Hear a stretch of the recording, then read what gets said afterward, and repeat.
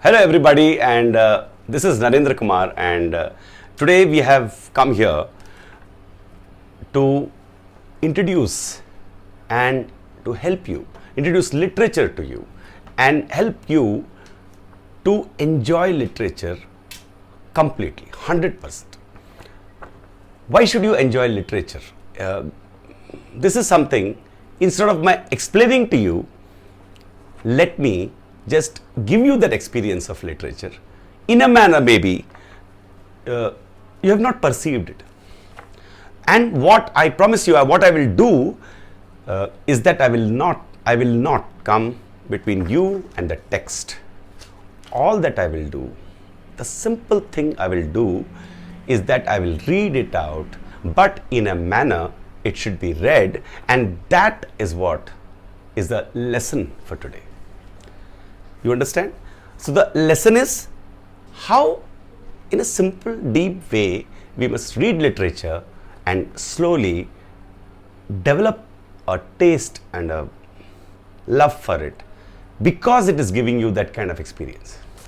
So the lesson really today, I hope, is that you will get the experience of listening to one of the greatest stories ever written, Gift of the Magi by O. Henry. Many people know that O. Henry wrote lots of stories, hundreds of stories, and every single story had a twist ending. You would not expect that ending at the end. That requires a lot of creativity and imagination, number one. Number two, O. Henry wrote very beautifully. Otherwise, he would not have had that kind of effect. All these things you will see, and much more when I read out the story to you. Let's start right away. Master Literature series, and today's topic or story is Enjoying the Gift of the Magi by O. Henry. So let's start. The Gift of the Magi. This is the story. $1.87. $1.87. That was all.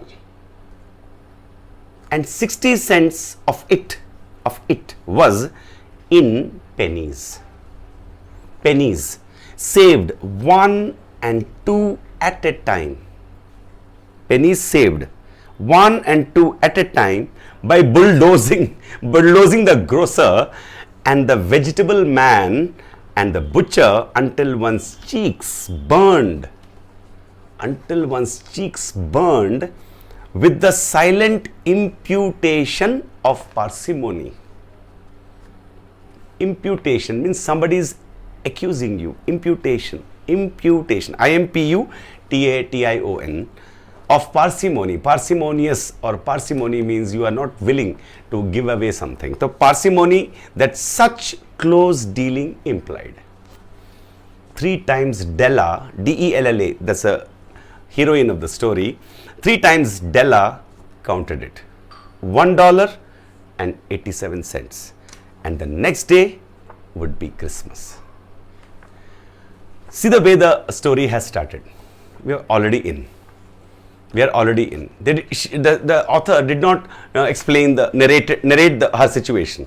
The way he put up the facts is so beautifully done, as you can experience it. $1.87, that was all.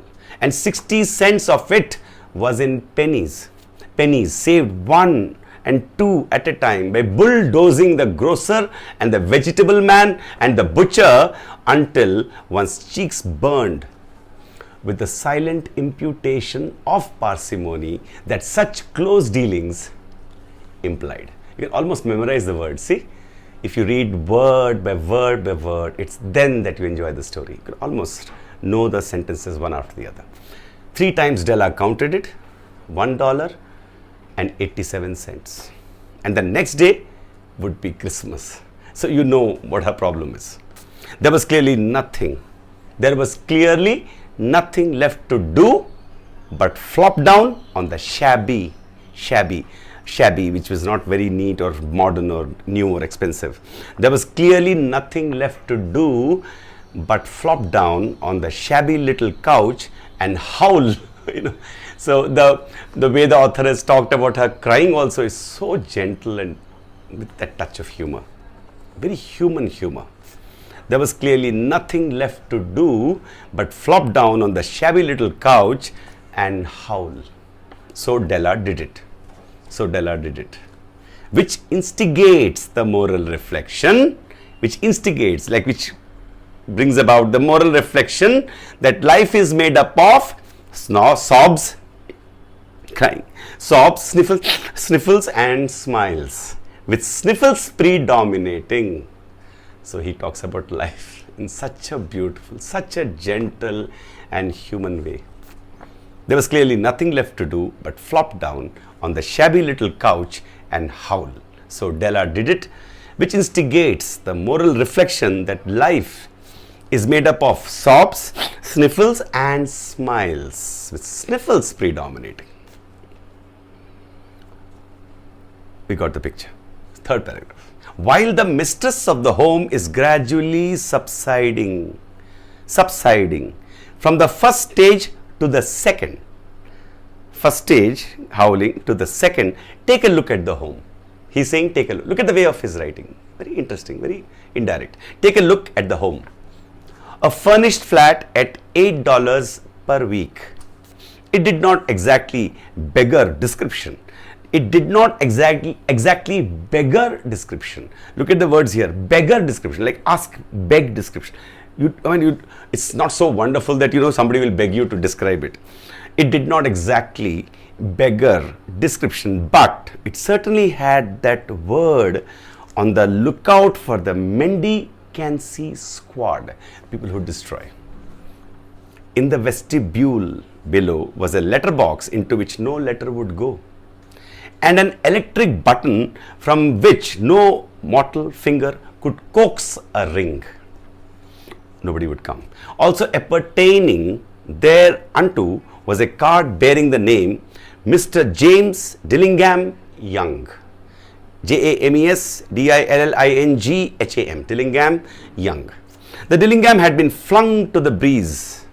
The Dillingham had been flung to the breeze during a former period of prosperity when its possessor was being paid $30 per week. So they had $30 per week once. Now when the income was shrunk to $20, the letters of Dillingham looked blurred.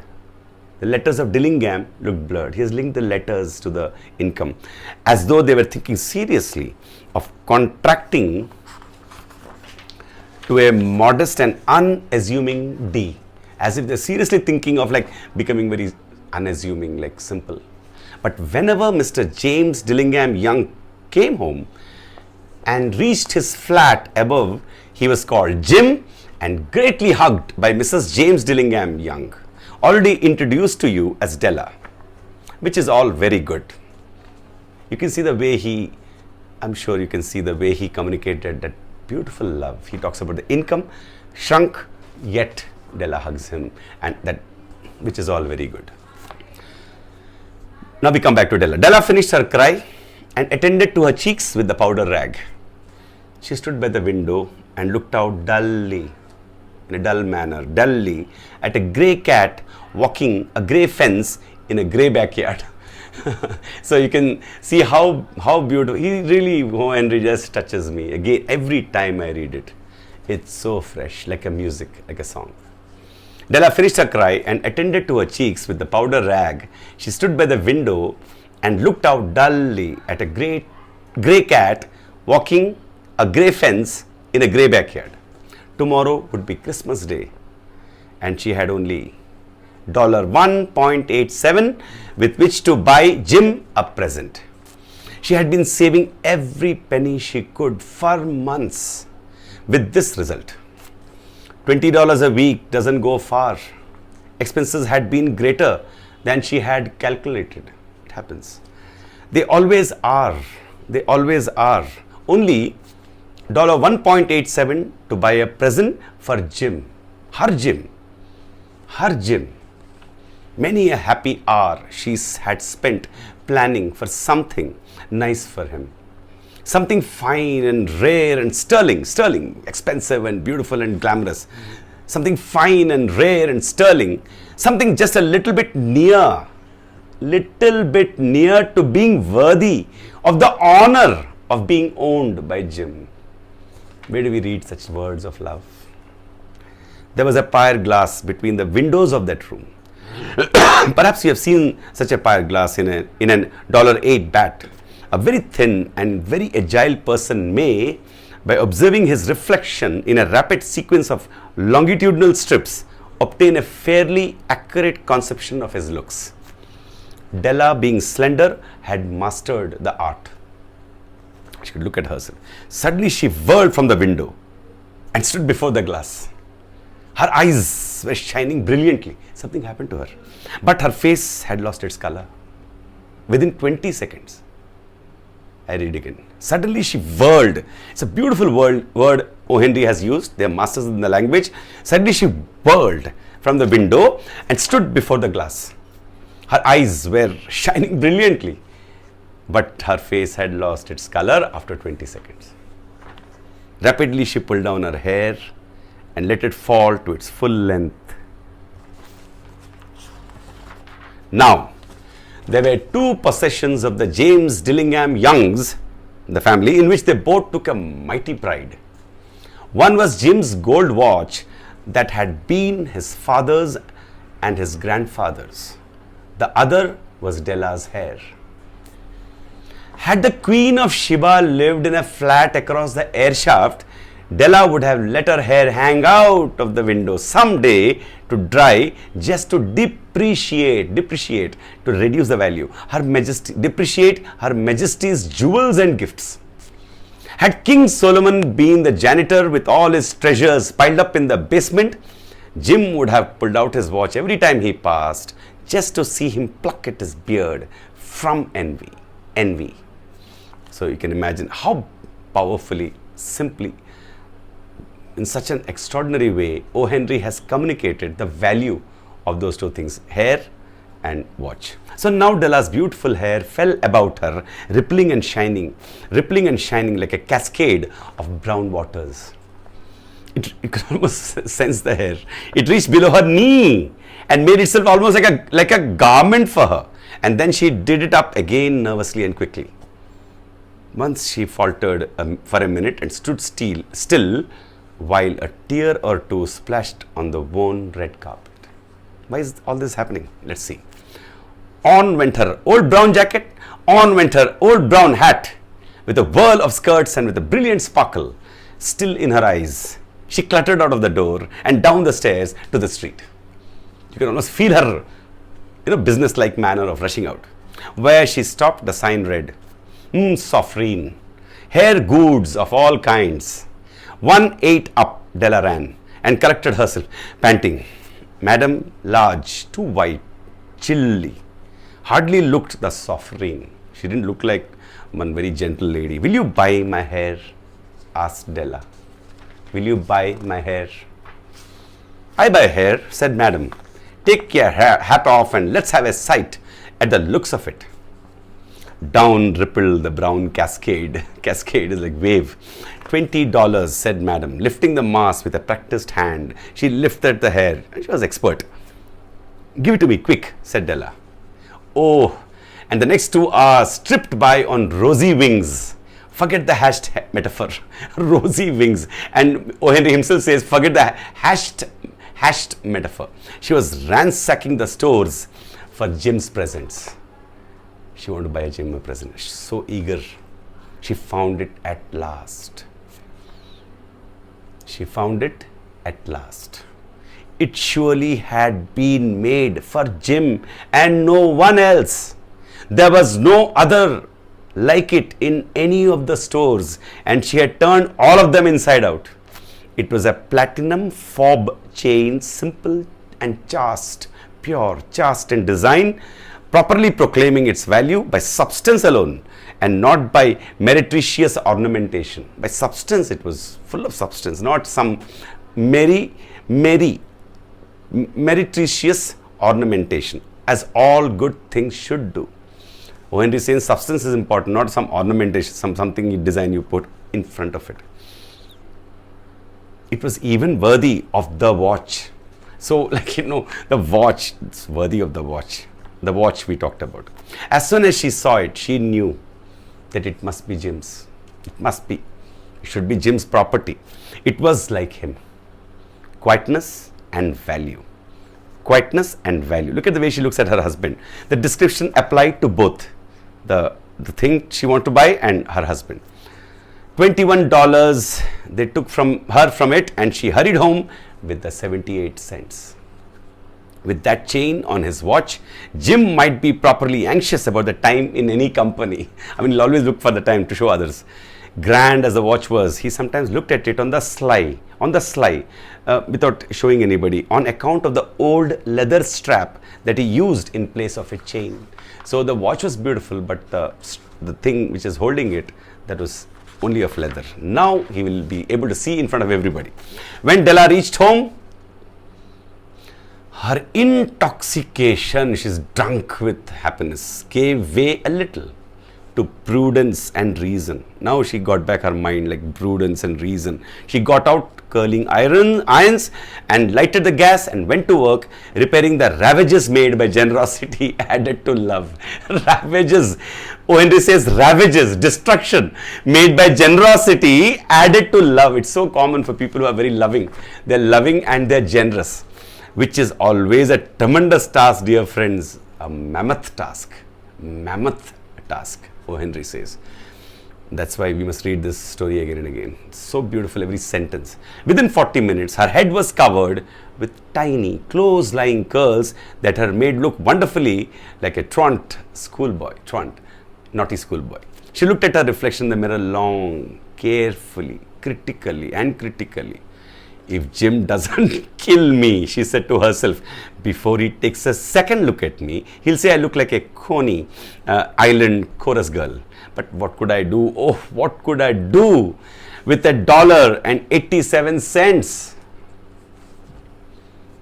So that finished the first part. At 7 o'clock, the coffee was made and the frying pan was on the back of the stove, hot and ready to cook the chops. Jim was never late. Della doubled the fob chain in her hand and sat on the corner of the table near the door that he always entered. Then she heard his steps on the stair away down on the first flight, and she turned white for just a moment. She was scared because Jim would react. She had a habit of saying little silent prayers about the simplest everyday things, and now she whispered, please God, make him think I'm still pretty. The door opened and Jim stepped in and closed it. He looked thin and very serious. Poor fellow. He was only 22. And to be burdened with a family, he needed a new overcoat, and he was without gloves. Jim stepped inside the door, as immovable as a setter at the scent of quail, like hunting. His eyes were fixed upon Della, and there was an expression in them that she could not read, and it terrified her. It was not anger, nor surprise, nor disapproval, nor horror, nor any of the sentiments that she had been prepared for. He simply stared at her fixedly with that peculiar expression on his face. He had a very peculiar expression, not surprise, not anger, not disapproval, not horror, seeing no hair. Shortcut. Della wriggled off the table and went for him. Jim, darling, she cried, don't look at me that way. I had my hair cut off and sold it because I couldn't have lived through Christmas without giving you a present. It'll grow out again. You won't mind, will you? I just had to do it. My hair grows awfully fast. Say Merry Christmas, Jim, and let's be happy. You don't know what a beautiful, nice gift I've got for you. Now, you've cut off your hair, asked Jim laboriously. He has used the word laboriously. He's like, you have cut off your hair, asked Jim laboriously, as if he had not arrived at that patent fact like in front of him yet, even after the hardest mental labor. It's like it's not getting into his head that she has cut off her hair. cut it off and sold it, said Della. Don't you like me just as well anyhow? I am me without my hair, and I? Jim looked about the room curiously. You say your hair is gone, he said, with an air almost of idiocy. Like an idiot he's speaking now. He's in front of her and he's saying,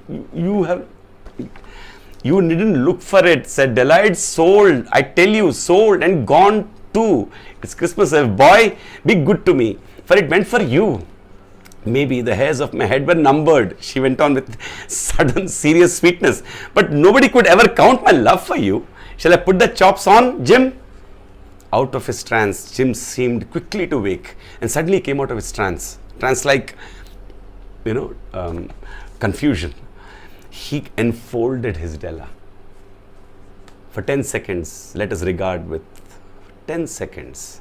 Let us regard with discreet scrutiny. Discreet, not entering. Scrutiny, look at them. Some inconsequential object in the other direction. $8 a week or $1 million a year? What is the difference? A mathematician or a wit would give you the wrong answer. The Magi brought valuable gifts, but that was not among them. This dark assertion will be illuminated later on. He's saying this assertion, the valuable gift, will be illuminated later on. Jim drew a package from his overcoat pocket and threw it upon the table. Don't make any mistake, Dell, he said, about me. I don't think there's anything in the way of a haircut or a shave or a shampoo that could make me like my girl any less.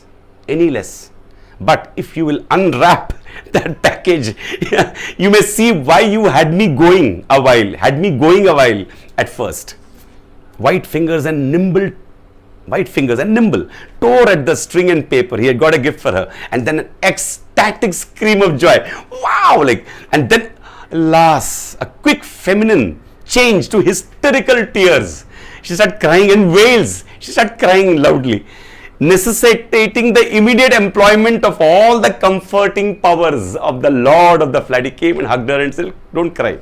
For there lay the combs, C-O-M-B-S, combs, the set of combs, side and back, that Della had worshipped for long in a Broadway window. Beautiful combs, pure tortoise shell with jeweled rims, just the shade to wear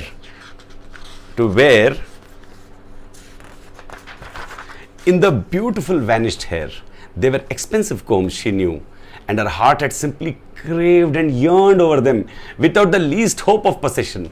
They used to put those lovely combs to look beautiful, and now they were hers, but the tresses, the hairs that should have adorned, A-D-O-R-N-E-D, adorned the coveted adornments were gone. The hair was gone.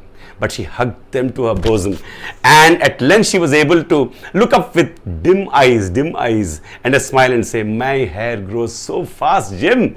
And then Della leaped up like a little singed cat and cried, oh. Jim had not yet seen his beautiful present. She held it out to him eagerly upon her open palm. The dull, precious metal seemed to flash with the reflection of her bright and ardent spirit. Isn't it a dandy, Jim? I hunted all over town to find it. The chain I've got for you. You'll have to look at the time 100 times a day now. Give me your watch. I want to see how it looks on it. Instead of obeying, Jim tumbled down on the couch. He tumbled, he has used the word tumbled down on the couch and put his hands under the back of his head and smiled. Dell, said he, let's put our Christmas presents away. I love this last paragraph. Dell, said he, let's put our Christmas presents away and keep them a while. They are too nice to us to use just at present. They're too nice. I sold the watch to get the money to buy your combs, and now suppose you put the chops on. That's a twist end of O. Henry. Every story of O. Henry ends like that. The Magi, the last paragraph. The Magi, the wise men in the Bible. The Magi, as you know, were wise men, wonderfully wise men, who brought gifts to the babe in the manger. They invented the art of giving Christmas presents. Being wise Their gifts were no doubt wise ones, possibly bearing the privilege of exchange in case of duplication. And here I have lamely, related to you the uneventful chronicle of two foolish children in a flat who most unwisely sacrificed for each other the greatest treasures of their house. But in a last word to the wise of these days, let it be said that of all who give gifts to these two, let it be said that of all who give gifts, these two were the wisest. Of all who give and receive gifts, such as they are wisest. Everywhere they are wisest. They are the Magi. That is the story. See, this is called literature. It's not as if every story of literature is like that, but every story of any great classic author who has been written about and celebrated, they write like this. They write with such depth. It's not just about honest writing. It's more than that also. The way they create the story, the way they write, the words they use. You can check it. Please read this 100 times. I know you will. Because you would like to feel the story again and again. When you read it, you will feel every sentence again and again, and you will marvel at the clarity of words, the precision. Writing is not just about honesty. It's about some genius which comes out, and this the gift of the Magi itself becomes the wisest gift of all. Thank you so much. This is Narendra Kumar, and that ends our story in Master Literature. We will master literature, but in an enjoyable way. We'll discover the beauty. We'll be touched by it. Somewhere it will affect us. But the reason for going into literature is to realize the gems there. We have to discover them. Thank you so much. This is Narendra Kumar from Narendra Academy.